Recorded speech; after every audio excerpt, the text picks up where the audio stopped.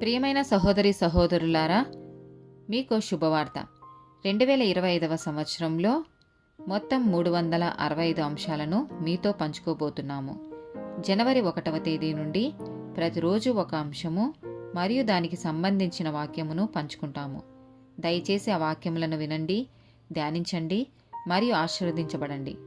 దయచేసి సబ్స్క్రైబ్ చేయండి మరియు మీ స్నేహితులతో పంచుకోండి. ధన్యవాదాలు.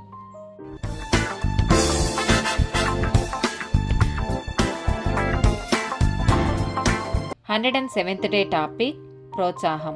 కీర్తనల గ్రంథము 27వ అధ్యాయము 14వ వచనము. ధైర్యము తెచ్చుకొని నీ హృదయమును నిబ్బరముగా నుంచుకొనుము, యెహోవా కొరకు కనిపెట్టుకొని ఉండుము. కీర్తనల గ్రంథము 31వ అధ్యాయము 24వ వచనము. యెహోవా కొరకు కనిపెట్టు వారలారా, మీరందరూ మనసున ధైర్యము వహించి నిబ్బరముగా నుండుడి. అపోస్తల కార్యములు 15వ అధ్యాయము 32వ వచనము.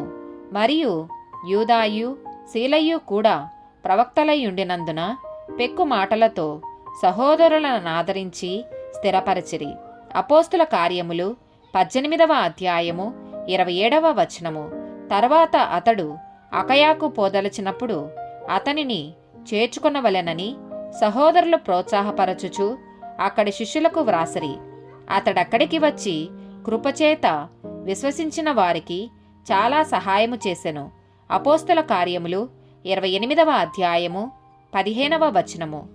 అక్కడ నుండి సహోదరులు మా సంగతి విని అప్పియా సంతపేట వరకును త్రిసత్రముల వరకును మమ్మును ఎదుర్కొనుటకు వచ్చిరి. పౌలు వారిని చూచి దేవునికి కృతజ్ఞతాస్తుతులు చెల్లించి ధైర్యము తెచ్చుకొనెను. హెబ్రీలకు రాసిన పత్రిక 10వ అధ్యాయము 24-25 వచనాలు.